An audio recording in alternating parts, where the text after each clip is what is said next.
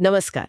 आज हम पीटर हॉलिन्स की एक दिलचस्प किताब कम सोचो ज्यादा करो से कुछ नोट्स और समरी पर बात करने वाले हैं। देखते हैं कि ये ओवर थिंकिंग मतलब बहुत ज्यादा सोचने हाँ, और टाल मटोल करने की जो आदत होती है ना, हाँ, उससे निपटने में कैसे मदद कर सकती है। हम्म, किताब का जो निचोड़ है वो एक आइडिया में है, एक्शन बायस बनाना, यानी दिमाग को ऐसा बना देना कि वो सोचने में ना उलझे, सीधा काम करने लगे। बिल्कुल। सुनने में तो ये बड़ा सीधा लगता है, पर असल में ये सिर्फ आदत नहीं है।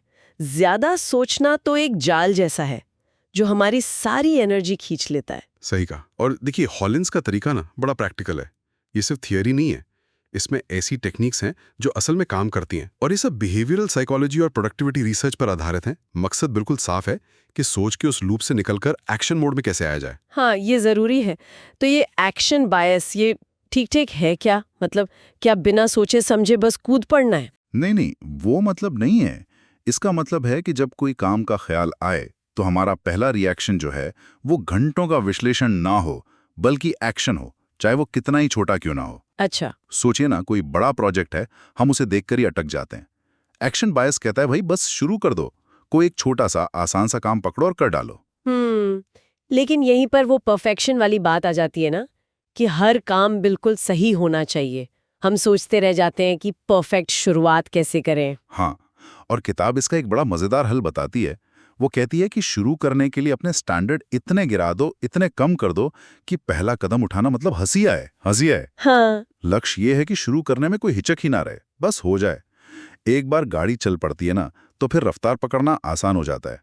परफेक्शन की सोच तो हमें कई बार शुरू ही नहीं करने देती। सही बात है। और एक और चीज, प्रेरणा, मोटिवेशन।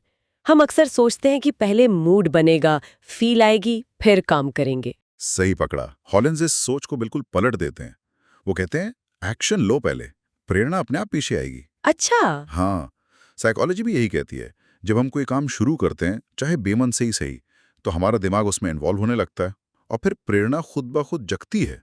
सिर्फ 5 मिनट के लिए भी कुछ करना घंटों प्रेरणा का इंतजार करने से कहीं ज्यादा बेहतर है। ठीक है। अच्छा, एक्शन लेने में एक और डर होता है, रिस्क का डर।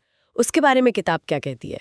किताब कहती है कि रिस्क को देखने का नजरिया बदलो। बड़े डरावने रिस्क की जगह माइक्रो रिस्क लो। माइक्रो रिस्क मतलब छोटे छोटे? हाँ बिल्कुल, छोटे मैनेजेबल कदम, ऐसे कदम जिनमें नुकसान का खतरा बहुत ही कम हो।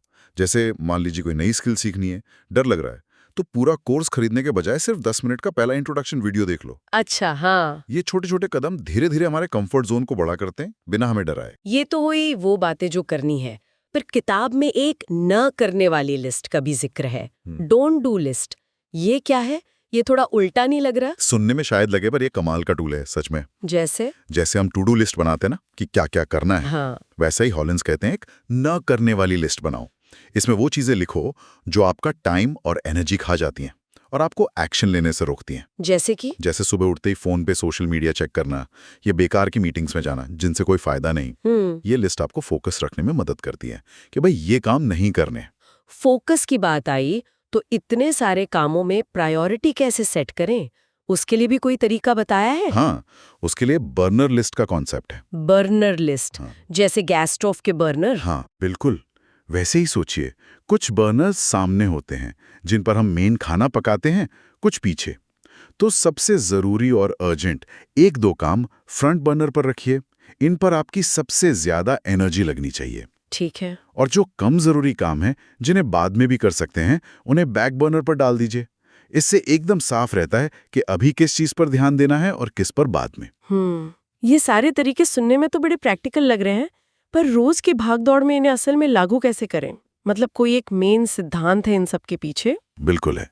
सब कुछ घूम फिर कर दो चीजों पर आता है, मोमेंटम यानी गति, और हैबिट यानी आदत। गति और आदत? हाँ, जब आप वो छोटा सा पहला एक्शन लेते हैं ना, तो एक मोमेंटम बनना शुरू होता है। एक काम दूसरे को खींचता है, और जब आप इन तरीकों को बार बार इस्तेमाल करते हैं, जैसे स्टैंडर्ड कम करना, माइक्रो रिस्क लेना, बर्नर लिस्ट बनाना, तो ये आपकी आदत बन जाती हैं। फिर आपको ज्यादा सोचना नहीं पड़ता, काम ऑटो पायलट मोड में होने लगते हैं। सही है। और हॉलिन्स ये भी कहते हैं कि बुरे दिनों में भी जब कुछ करने का मन न हो, तब भी लय बनाए रखने के लिए कुछ न कुछ छोटा मोटा जरूर करें। बस वो मोमेंटम टूटना नहीं चाहिए।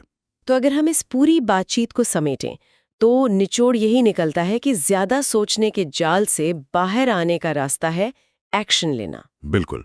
शुरुआत बिल्कुल छोटी हो, परफेक्शन का इंतजार ना करें, हाँ, अपनी एनर्जी का ध्यान रखें और न करने वाली लिस्ट या बर्नर लिस्ट जैसे टूल्स से फोकस और प्रायोरिटी तय करें। एकदम सही कहा। एक्शन ही ओवर थिंकिंग का इलाज है। और जाते जाते एक सवाल सबके सोचने के लिए छोड़ जाते हैं। हाँ जरूर। अगर आज आपको अपनी न करने वाली सूची में सिर्फ एक चीज डालनी हो, सिर्फ एक, जिससे एक्शन लेने के लिए थोड़ी और जगह और एनर्जी बन पाए, तो वो क्या चीज होगी? इस पर सोचना शायद फायदेमंद हो।